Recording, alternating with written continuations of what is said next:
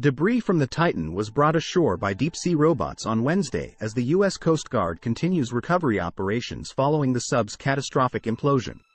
The Titan's wreckage was seen for the first time in pictures after the Coast Guard announced on the 22nd of June that ROVs, remotely operated vehicles, found its chambers in a sea of debris 1,600 feet from the bow of the Titanic, roughly 12,000 feet below the ocean surface.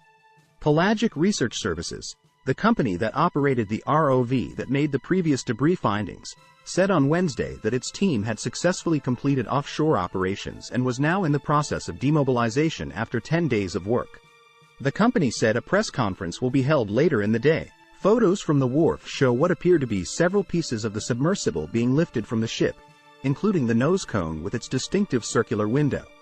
The pieces were unloaded from the American ships Sycamore and Horizon Arctic at a port in St. John's, Newfoundland. The U.S.